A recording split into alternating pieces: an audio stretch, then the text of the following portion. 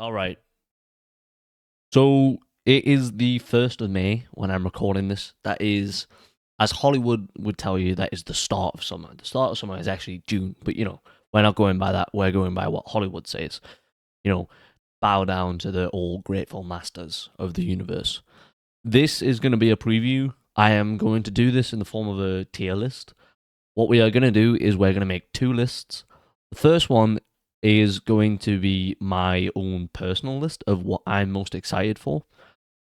And then we're going to follow that up by going through a box office list of the movies that I think could be the most successful or are going to be the most successful, at least in my opinion.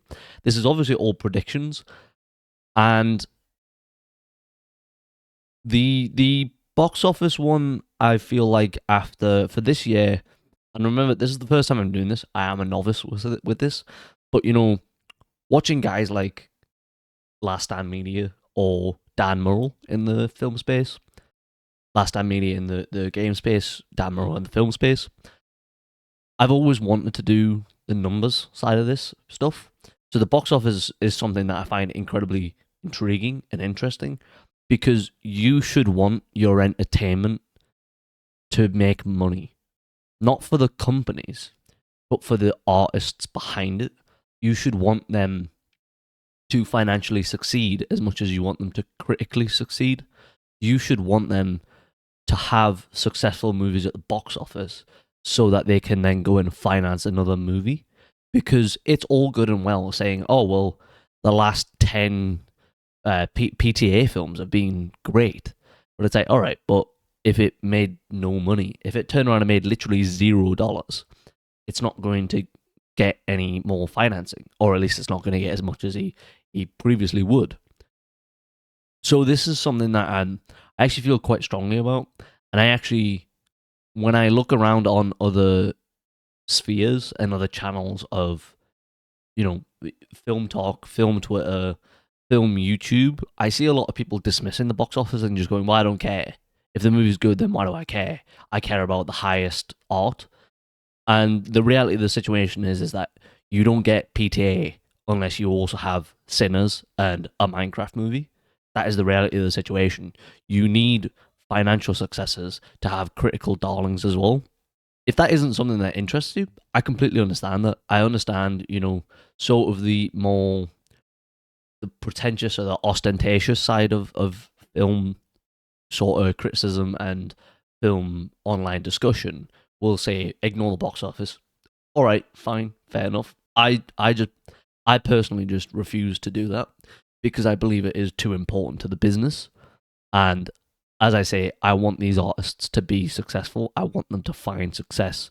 I want, when Sinners makes a boatload of money, nearly 200 million now, I want a lot of that money going into Michael B. Jordan's pocket, Ryan Coogler's pocket, because that means that they're, you know, financially stable enough to go and make more art house projects, or even more sort of like in the art house space than even Sinners is. That's a brief overview. Let's get into this. Like I said, we'll start with my own personal list of what I'm most excited for, and then we'll hop into the box office sphere. All right, so this is the list I found online. It has a lot of films in it from the pre-summer months or the post-summer months. I've just immediately put them in the bottom category, and that don't look at that as me criticizing any of these movies, because it's not worth it going through it in this list. Obviously, if I'd done one of these videos at the start of the year, then maybe it would have been worth going through all of them. But we're not doing that, so whatever. You can see on the side that these ratings are the box office, because this is just the list that I found online that I'm going to use, the tier list that I found online. But it kind of still, I would say, fits the bill sort of thing anyways for what I'm talking about. So, stacks paper in my mind of how great this movie is. So yes, let's just get into this. We're just going to start at left to right, basically. So Fantastic Four: First Steps. I'm not as optimistic about this as I see other people being. I am still fairly excited about it. I think the thing that I find most intriguing is the historical futurism of the property.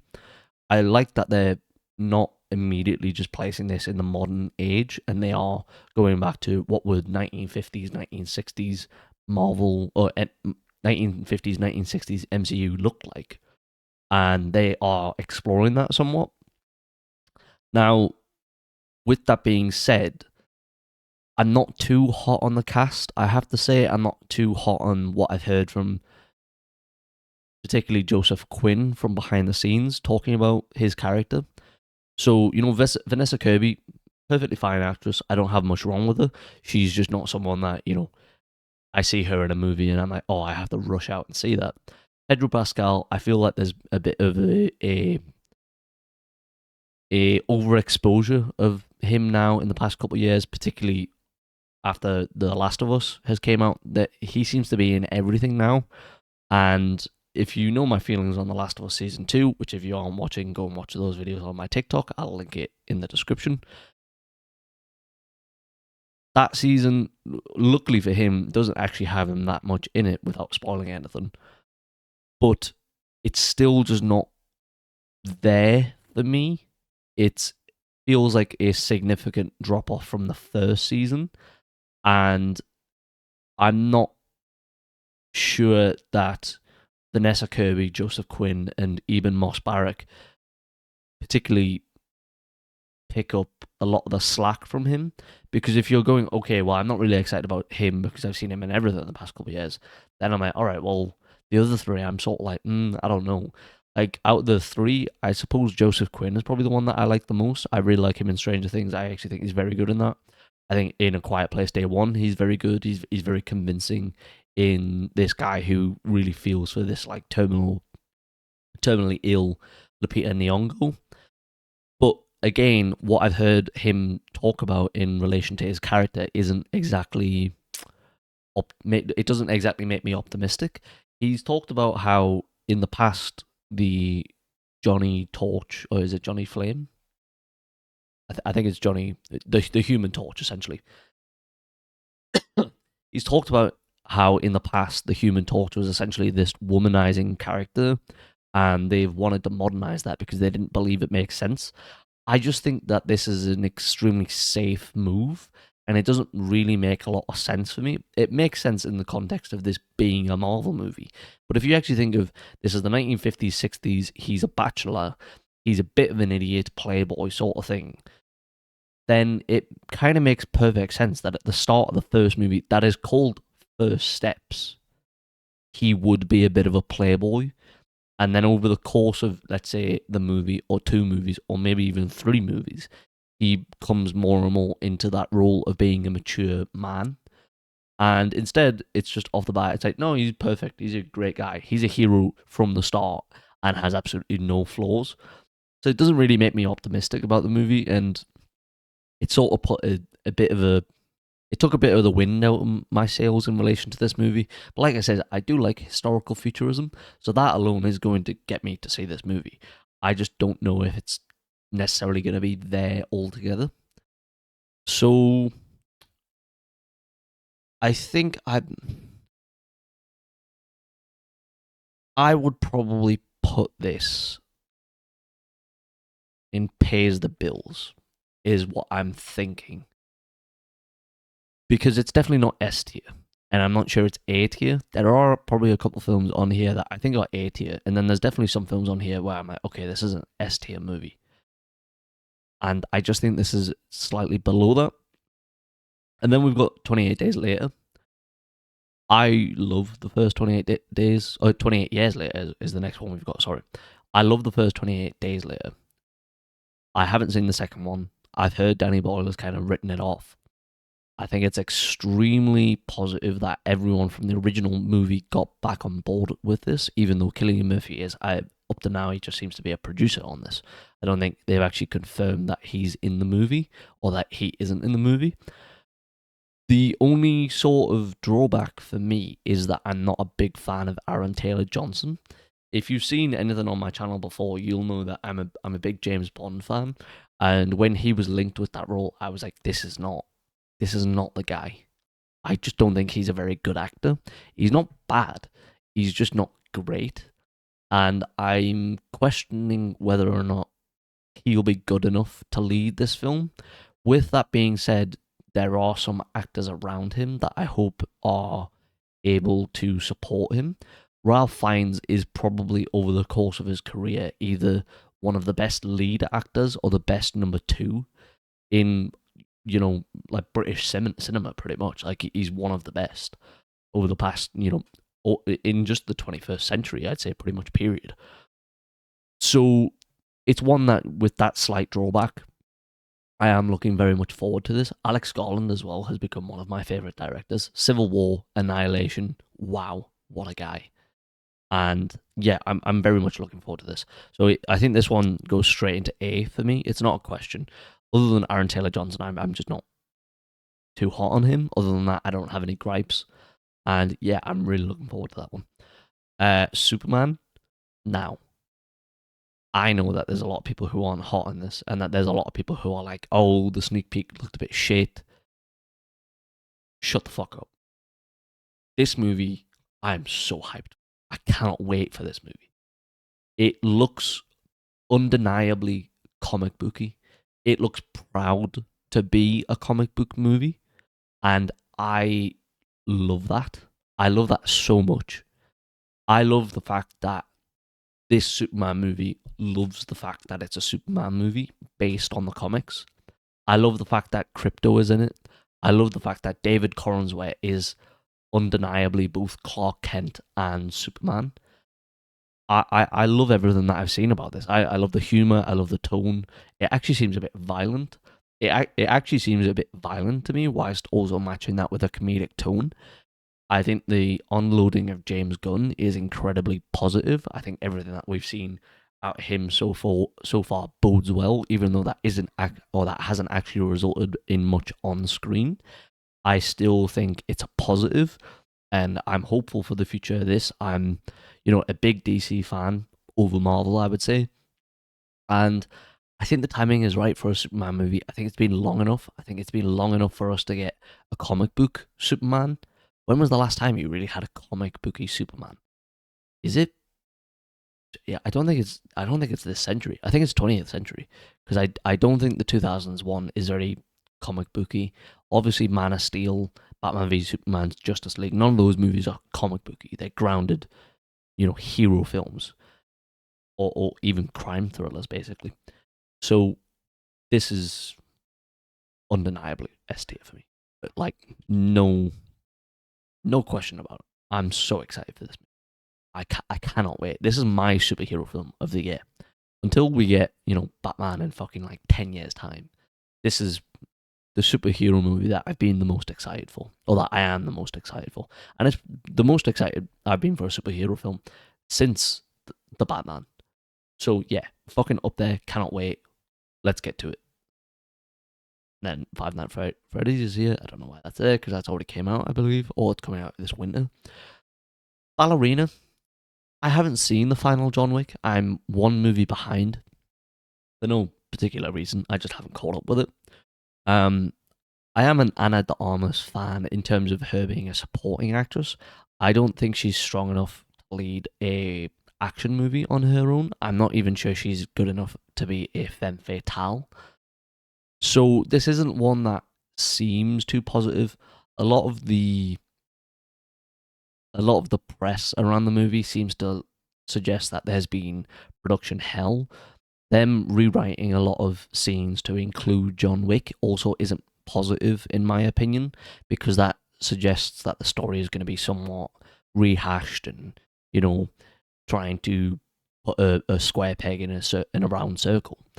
So yeah, I'm not too optimistic about this one, and I don't have much to say about it, to be honest.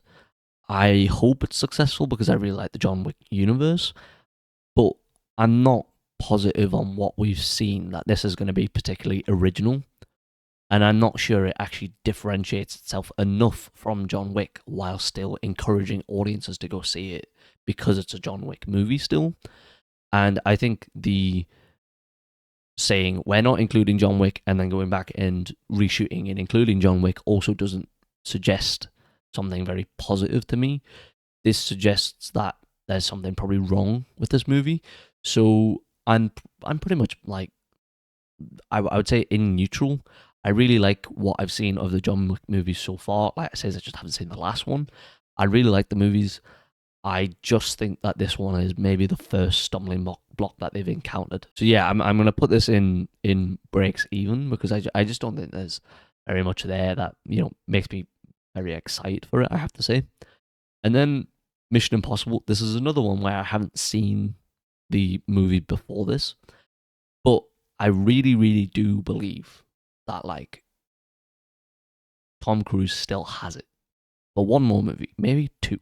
And I hope it's not two. I hope this is the final one because it's been 30 years. If it's continuing, it needs to go dormant for about 10 years and then come back with someone else. Glenn Powell, Harris Dickinson, whoever it is. I don't know. I don't think it will be Harris Dickinson. I'm just throwing out the name. I think it more than likely, based on what we've heard, it probably would be Glenn Powell. Now, again, this is one where it comes down entirely on the stardom of Tom Cruise. Is he able to find another level to what he's already done? And I don't think there's very much about this movie that it doesn't feel like it's very much differentiating itself, in my opinion, from what came before it. And it does feel like this franchise, if it continues past this point, is heading for Fast and Furious territory. And I know to some people who aren't a fan of the franchise, that probably already sounds a bit ridiculous because it's like, oh, well, it's already in Fast and Furious territory. I would disagree because I believe that there is a lot more sincerity to this franchise. And yes, it's tongue-in-cheek, but it also understands what it is.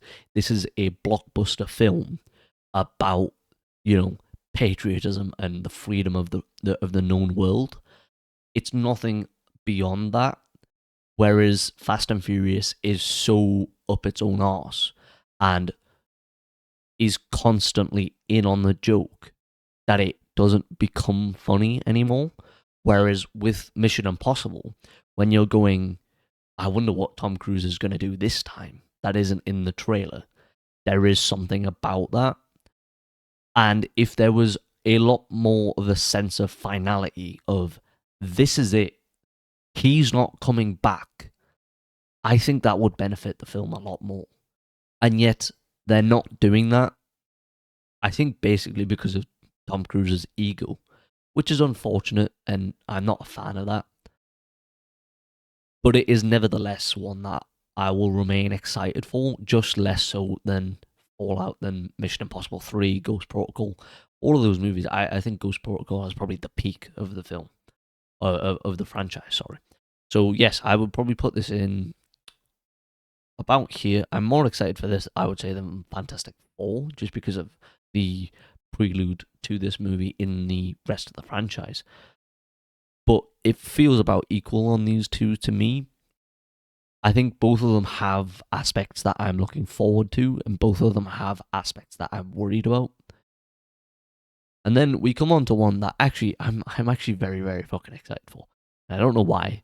I watched the trailer yesterday, I think for the second time, and I was like, this movie looks like it fucking slaps. And that is Karate Kid Legends. Now, this is entirely on nostalgia and is entirely about, can we still do this? Can we bring this forth into a third or a fourth generation at this point? And, as long as you've got Jackie Chan and Ralph Macchio, then you can always... Oh, is it Macchio? I don't think so. Then, if you've got those two, then you can always do it, in my opinion, because these two are just well known enough in connection with this franchise that you have enough there to do it again. The Karate Kid reboot in 2010 made something like 10 times or like 7 or 8 times its budget. That's ridiculous. It made like $300 million. So I think there's a lot of positives here, and it feels like that is the last movie, by the way, in the Karate Kid franchise. Obviously, we've had Cobra Kai. I haven't watched that, but it's been like 15 years since we've last had a Karate Kid movie, and it feels like something that we're ready for. Again, similar sort of situation to me as Superman. This feels like something where there's been enough time elapsed that I'm like, all right, let's get to it. Like, we can do one of these now. I'm hankering for this kind of movie. That also is, I would say, very similar to a John Wick movie, but in a family PG 12A rated sort of sense. And there is something that is charming about those movies that is different from a John Wick movie. Something that you're able to show to a child or a teenager and have them understand a sense of discipline and respect and honor to what it is that the characters on screen are doing, but also understanding that sort of work ethic, whilst also just being a fun, family friendly movie. And so this is one that I immediately just goes into like A for me. I'm really excited for this movie, and I have no reason to be that excited. I've seen the first Karate Kid movie, I believe, and then I've seen the Karate Kid 2010. And let me tell you, that movie when I was 9, that movie fucking slapped. I was so into karate at that around that time, and I never fought, I never did any of that. But the movie, wow, so looking forward to it. Can't wait. And it could be terrible, but I don't think it will be. It has a vibe to it, and it feels like it understands what it's doing, and it feels like it's actually coming out of a place of love rather than just like, yeah, we'll just throw 100 million at the wall, it, and hopefully it comes out well. It doesn't feel like they're doing that, and I hope it's not. And then we've got even three movies here that I'm just not going to talk about very much. I'm just going to sort of lump all these together: Lilo and Stitch, Jurassic World Rebirth, How to Train Your Dragon. So that's the Lilo and Stitch and How to Train Your Dragon live action remakes, and then the Jurassic World Rebirth sort of sequel to Dominion. It continues down this Jurassic World. What is it? Is this the fourth movie now? I believe. I'll be honest, I haven't seen any of the Jurassic World movies. I have no interest. I will probably review them purely just out of interest, but I have no interest in this movie, to be honest. This goes for me straight in the misses the mark territory. It's not something that I'm interested in. I will say I have been interested recently in going back and watching the original one or two, maybe the third Jurassic Park movies. Certainly the first I did want to watch, but that doesn't extend to Jurassic World for me. I might review it if there's nothing else that weekend that I want to review, but it's not something that I'm going to rush out and see if I don't have to. Then Lilo and Stitch. I have no connection to this franchise. I can't lie. It's not something that like particularly appeals to me. It's something that is very like, if one of my nieces or nephews was older, maybe I'd go and watch that with them. But I'm not sitting in a theater watching this on my own just so I can review it. It's going to be massive. It's going to be huge. It'll probably be fine critically, but it's just not for me. And, don't expect a review, even though you were dying for it anyways. So, yes, this goes here as well. And then How to Train Your Dragon, this is the only one that I sort of care about. Maybe I'll go and see it. Maybe I won't. I'm not too sure. I have a connection to this in terms of I saw the first movie. I don't think I've seen the second or third. But the first movie, when I was a kid, again, is another one of those movies of it fucking slapped. I love this movie. I think it's great. I think it's such good fun. And, in a sense, I do want this movie to succeed because I like the franchise. But in another sense, I don't want live action remakes at all because I don't think it's worth it in many aspects. I think it takes a lot of the charm out of it. I think it makes it a lot more clunky and, reliant on a sense of realism when you're talking about training dragons during the Viking period. Why do you need a sense of realism about that? You've got to be like kidding me. So, again, this is actually with this one, with my connection to it, I would put it probably above Ballerina, but it's not one that I'm going to rush out and see. I don't feel a lot of connection to this movie, despite the fact that I loved the first one as a kid.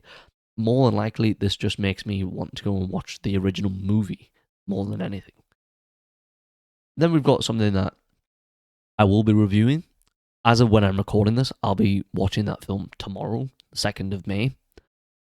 This movie could be hit or miss. I'm a big fan of Florence Pugh. I really like The Winter Soldier, but other than that, there's nothing about this movie that really appeals to me. I'm not a great fan of the rest of the cast other than Sebastian Stan and Florence Pugh.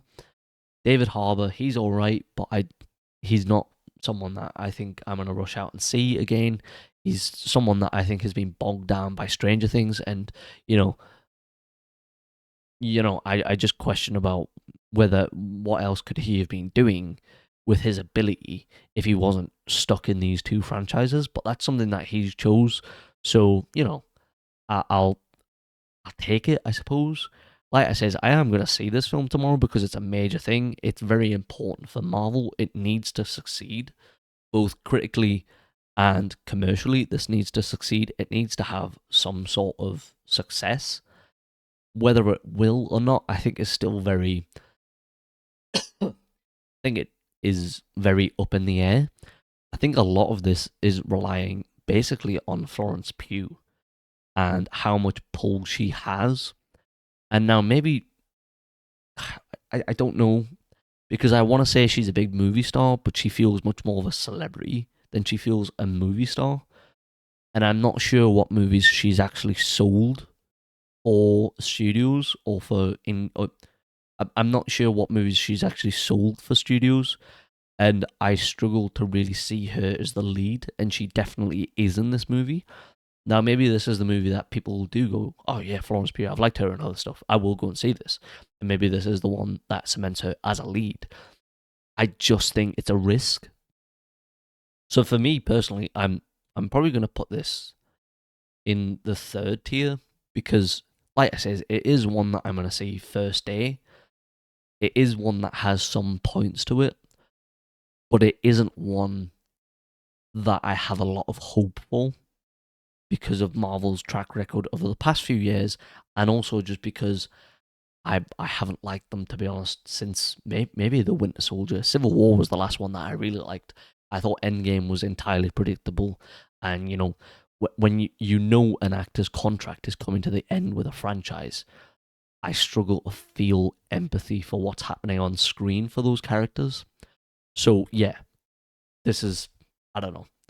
I don't have a lot of hope. I don't have a lot of optimism, but I am going to see it. So it sort of belongs in the third tier, I suppose. And then this movie, Weapons. Yeah, this is going. Hang on. All right. It won't let me swap it. Okay, there we go.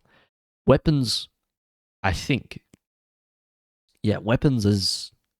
That's the movie for me. I don't know what it is, but I'm so fucking looking forward to this film. It looks like it's going to be great. I cannot wait for this film. It just looks like something that is going to be so up my street in terms of horror, and that's only from the first trailer. Barbarian was one of my favorite films, and every so often over the past year or so, I've kept checking when's this guy's next movie, what's he doing next. Oh, I really want to know, like, what is it, what is he doing, and then to finally get that trailer, to finally get that release footage as well of the security cams, which is fucking creepy as shit. I was like, yeah, I cannot wait for this. It looks so good. One of my favorite working actors over the past few years in this film as well, Josh Brolin. What a guy. So great. Something a bit different as well for him from Dune and from Sicario and No Country for Old Men. This is a bit more of an emotional role, I would say, for him. So this is it. Like, if this movie bangs the way I'm expecting it to, I'm having a great summer. I'll be watching this 2-3 times, and I think it is going to bang. And commercially, I think it's going to have some success. I think this trailer has already weirdly attracted a lot of virality. When I don't know what is driving that, but all the more for it. If I go to day one screening for this movie and it's packed, get in. I'm so happy. So yeah, S tier, my number one favorite movie for the summer. Can't wait. Let's go. Let's fucking do it. And then we have a movie that I put in here because there was some, as I say, the trailer went a bit viral, and I actually don't know basically anything about it, but it felt like it belonged in here, and maybe I'll watch it just if it gets good reviews or if I have nothing else to review that weekend. And that is the new Josh Hartnett film, Fight or Flight. This is probably one that I would put in maybe the breaks even, but higher on it, I suppose. Maybe in the middle of How to Train Your Dragon and Ballerina.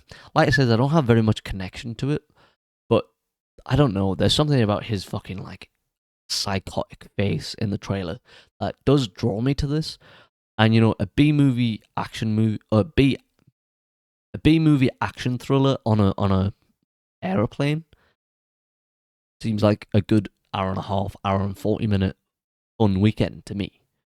And so yeah, I don't have a lot to say about this, but there is something about this to me that feels, this movie almost to me feels like it is what Trap should have been, and I appreciate that, and I hope that it's good because I like B movies, and I want it to be successful for that reason. You know, B movie action thrillers, you know, they're a rare breed to come by these days, but it is something that I think audiences want. You can see by the success of Jason Statham's movies that, you know, audiences want those films. And so yeah, I hope for the success of this movie, and I hope it's good. It is one that, maybe like I says, I will go and see it. Again, it falls into that tier of How to Train Your Dragon, Fight or Flight, or Ballerina, where I'm like, I'm not gonna rush out and see it, but if I don't have anything else on, then maybe I will go and see it. I don't know.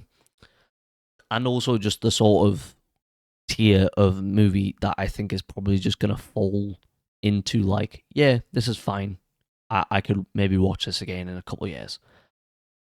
And then we have a movie that I don't know if I'm excited for it. It's not my style of horror movie, and that is Final Destination Bloodlines. This isn't a movie franchise that I'm well versed in. I believe I've only seen one of those. I think it was five. And then when I was young, I used to look up a lot of the kills online. But it isn't one that I'm very connected with. I think in this sort of genre, I've probably got more time for Saw. But there is something about the trailer that feels sort of like it knows what it is. It knows what time it is. It understands what the audience is here for, and I appreciate that. So it is one that, you know, I think I am going to see. I think, again, it falls into that lower end of, you know, Thunderbolts and Fantastic Four. I'm definitely, there's nothing about it that I'm particularly looking forward to, but there is a charm to the trailer where I'm going like, right, yeah, I can get behind this movie. And for that reason, I don't know what weekend it comes out. Let me check. All right, so it comes out relatively soon. It comes out on May 16th. So I may review that. I may go on the Friday and watch that. It is something that I'm sort of passively interested in, this kind of horror. You know, like I say, Soul, Final Destination.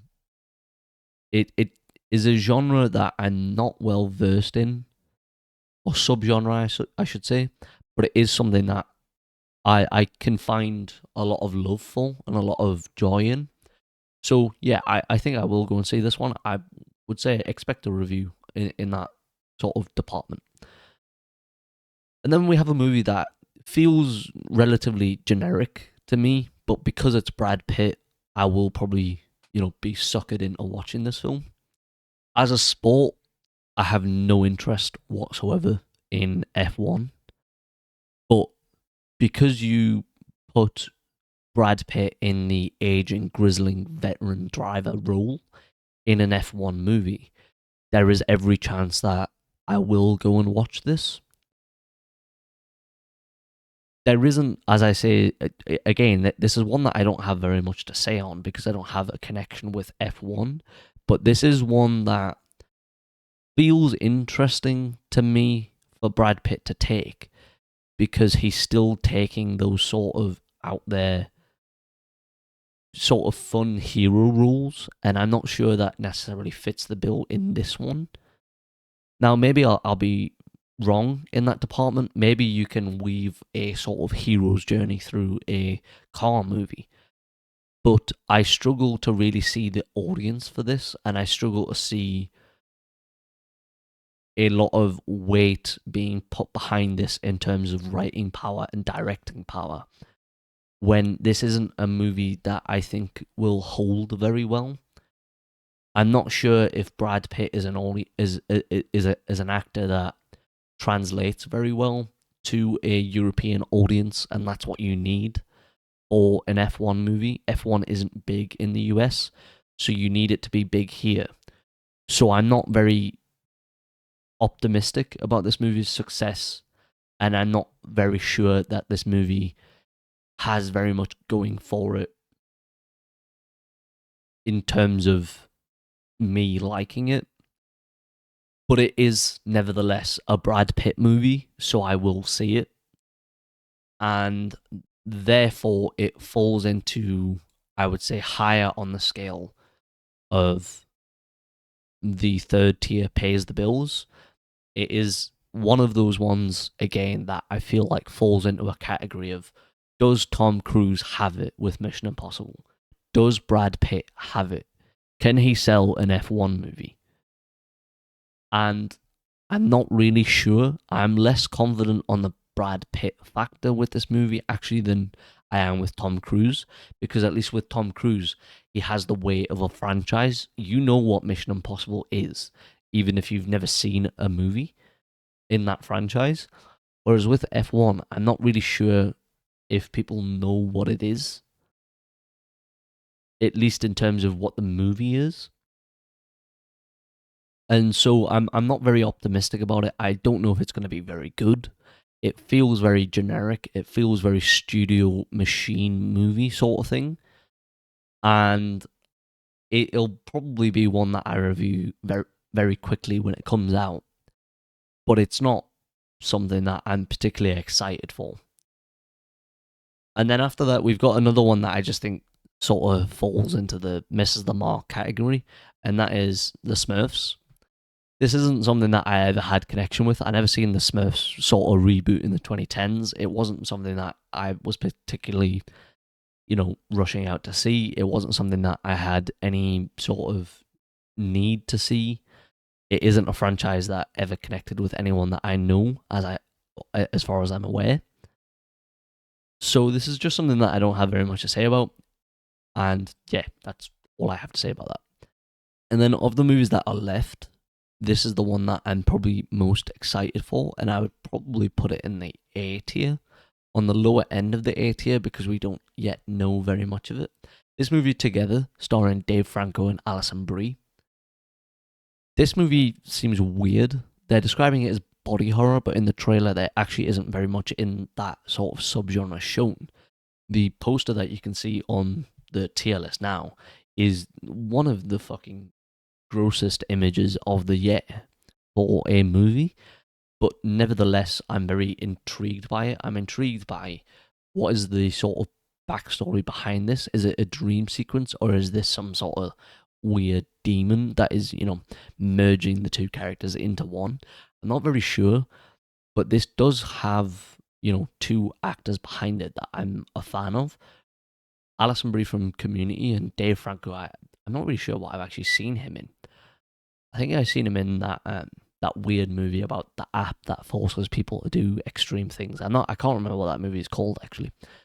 But Alison Brie particularly, I'm a fan of. I think the trailer is very interesting. Body horror is, one of my favorite horror genres. So this is something that I'm like, all right, yeah, I can get behind this. Let's go. I want to have this, be a success. And then a movie that I have no connection to, and I don't even think is really worth me ranking it. I'm just going to put it in the misses the mark category again, because it's just not for me. Freaky Friday, what do I have to say about this movie? This is again a movie where I'm like, this isn't for me. It's not a movie that is directed at me. It's not in my demographic, and there's you know no hard feelings in that suggestion. Why would I care? There's more than enough on this list that I've already said I'm quite looking forward to. And so this is a movie that, I wish it all the best, and I don't have very much to say. And, Lindsay Lohan and Jamie Lee Curtis both seem to be on a bit of a revival right now. And for their sake, hope the movie does well, hope the movie is good, but it's not one that I'm going to review, because what am I going to add to the conversation about a Freaky Friday movie sequel? Not for me. Not something that you're going to look to me for my opinion on. And then another movie that I actually haven't watched the first one, but it is something that I need to get around to because it feels like my stupid sort of action thriller sort of vibe. And that is the Bob Odenkirk film Nobody 2. This is obviously the sequel to the first one, Nobody. And it is one that, again, I think I'll probably put it in this sort of like Final Destination sort of territory because I haven't seen the trailer for this. I actually don't know if there is a trailer yet. It is one that, again, I'm sort of just passively interested in, but it isn't one that I would feel very strongly about in terms of telling people, oh, you've got to go out and see this, at least until I see that first movie. Whereas with Final Destination Bloodlines, I could encourage people to go and see that without seeing it because there is a franchise behind it that I'm well aware of, and the trailer itself is, very charming in and of itself. Whereas with this, it feels like something within a genre that I'm fond of, but it isn't something that I'm very well aware of in terms of the movie itself. So I will probably watch it. I will probably review it because I think that is on quite a dead weekend, but I don't have very much to say about it other than that. And then we've got a movie that perhaps has one of the worst trailers I've ever seen, and that is the movie Eden. This is the only movie that I'm going to put off of this list in the no fucking shot category. I don't think there's a chance that this movie is good based on this trailer. It's got a big cast. It's got a very well-known cast. Jude Law, Ana de Armas, Daniel Bruhl, Vanessa Kirby, Sydney Sweeney. And it just looks like one of the worst movies I've ever seen. It looks like a Sharknado spin-off sort of like level of movie. So I have no desire to see this. I have nothing else to say about it. And, I don't know, good luck, I guess. But I think this movie's going to be terrible just based on what we've seen of it. And then a movie that I don't know where this sits with me, and that is The Thursday Murder Club, based on the Richard Osman book. This movie, as soon as it came out as a book, basically got a movie deal. I'm not a big fan of Richard Osman here in the UK. If you know who he is, maybe outside of the UK, maybe you're not too aware of him. But he's basically a TV personality. He hosts some, game shows and has sort of gone into podcasting and has now gone into writing novels. And as I say, that novel now has a book deal. And it also has a sequel coming up, or it has already came out. I might be wrong. This fits in a genre that I'm very down on. The true crime genre has become very trendy, and as it's become trendy, it's become very tongue-in-cheek about itself.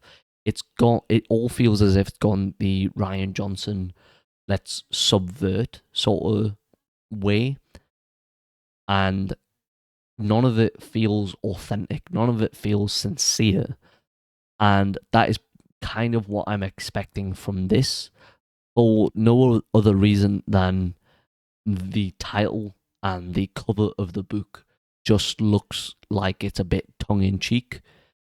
And, it's got a big cast, but it also feels like a cast of, at this point, has-beens. And I don't say that, with any disrespect. It is, Helen Mirren, Pierce Brosnan, and Jonathan Pryce. It is well-known, well-established British actors.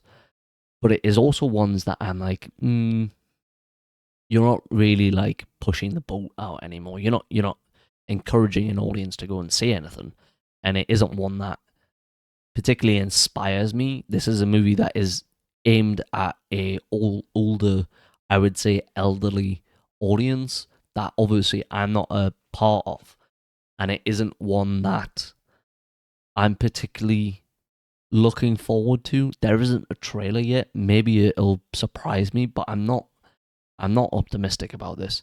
So this is one based on the fact that I used to like the true crime genre a lot more. I will put this in. Woo, what the fuck's going on? What am I doing? Based on the fact that I used to like this, I will put this in the misses the mark category, and I'll put that higher on that sort of level. But it isn't one that I'm particularly looking forward to. I'll probably end up watching it just because of my love of crime films in general. But the sort of true crime, even though it's not true crime, but it's all clearly inspired by true crime, that sort of genre is very tired and tropey at this point to me. And, it needs a reinvention that I just don't feel is coming. And I certainly don't feel like this movie is going to do it. And then finally, we've got the new Conjuring movie, hopefully the last Conjuring movie, Last Rites. This is a series that, the first two movies I had a lot of love for. The third movie, The Devil Made Me Do It, I enjoyed. I don't remember basically any of it. This movie feels like a last dance cash grab. And for that reason, I'm going to put it in this sort of category. But because I really like the earlier works of the franchise, I'm going to put it higher on that category. It could be one that surprises me and is, good, but I don't expect that. And I wouldn't be surprised if this movie is just utter dog shit and is, as I say, is just a pure cash grab. I'm not going to be surprised by that. And it isn't something that I'm particularly looking forward to, but based on my past love of the franchise, it will be something that I probably review just because of that. But I feel like this is a well-worn mill, both critically and commercially. So, yeah, middle of the road for me on that. And yeah, that's the end of it. That is my personal what I'm looking forward to. So, at the top, S tier, I would call it Stacks Paper. You have Weapons, Superman. I'm really looking forward to these films. These are the films that I can't sit on my hands long enough. I'm itching to see these movies. I need them to come out soon enough. And they just, what, Superman is July 11th, and I think Weapons is June, maybe. I've just checked. Weapons is August 8th, so that's even further away. I hate that. I need these movies to be successful. I need these movies to be big. I need these movies to be good, and I think they will be. And then next, we've got movies that I'm really looking forward to. There's just maybe one or two things about them that make me not as optimistic, or in general, I'm just not as looking forward to them as that S tier. 28 Days Later, as I say, is not a great fan of Aaron Taylor Johnson, but those behind the camera, very experienced, veteran director, writer, producers. I expect this to be at least good, and I expect it to be a film that I enjoy. Then Karate Kid Legends, this looks like it has a lot of love and charm poured into it. I hope it's good. I think we're ready for a Karate Kid movie. It's been long enough at this point. Together, looks like my sort of horror movie. Looking forward to it. Can't wait for this. Mission Impossible Dead Reckoning, or The Final Reckoning, sorry. Movie that, feels well worn. I hope it's the last. If it's the last, then, there's a lot of success here to be had. If it is just stringing us along for another 10 movies, then I don't think that this movie will be very successful. F1 Studio Machine movie from Brad Pitt. I don't know about this. Because it's a Brad Pitt movie, I think it could be very successful. I think it could be very good, but also I think it could be very bad. And then Fantastic Four First Steps. This movie, has some things going for it. Because of the cast, I think this will be, at least good. It'll be well acted. I just don't know if it's going to be my style of superhero movie. It feels a lot more, I would say less sincere, in my opinion, than Superman. But the historical futurism aspect of it makes me very optimistic. And then Thunderbolts. Again, something a movie that I'm not really sure how I feel about, but it is one that I am going to see tomorrow. It will be one that is reviewed very, very quickly on this channel, so look forward to that. Final Destination's Bloodlines, Nobody 2. Not movies that I'm very familiar with either their, previous movies or their franchises, but they are movies that I'm looking forward to, and I will at least probably see them day one. Conjuring, How to Train Your Dragon, Fight or Flight, Ballerina all fall into a sort of similar category where I go, I don't really know how I feel about any of you, but I will probably see you, if not Thursday, at some point and probably review them if I see them early enough. Thursday Murder Club, Jurassic World Rebirth, Lilo and Stitch, Smurfs Reboot, and Freakier Friday. Don't have anything to say about these movies. All feel like they won't be my style of movie. Only two that I'll probably review will be Thursday Murder Club and Jurassic World Rebirth. But I wouldn't expect anything out of me that is going like, oh my god, this is the best movie ever. I love this movie. They feel very, cash grabby to me and not something that I'm going to enjoy. And then finally, Eden, one trailer out, looks terrible. I don't know how they got this cast. Not looking forward to it. I wouldn't even recommend watching the trailer, to be honest. So, yeah, that is my list. This is the critical list. This video is already pretty long. I'm going to break this into 2 videos because that's how the YouTube algorithm likes it. And I will come back and I will do a box office predictions video for the summer. Maybe Thunderbolts won't be on that because the projections for that movie are already out, so that's kind of unfair. Maybe I'll just cheat and put it in. I don't know. But that is my personal top, my personal tier list movie list for what I'm looking forward to this summer. If you liked it, comment, subscribe, like. TikTok, Instagram, Letterboxd, all that in the description. Thank you for watching.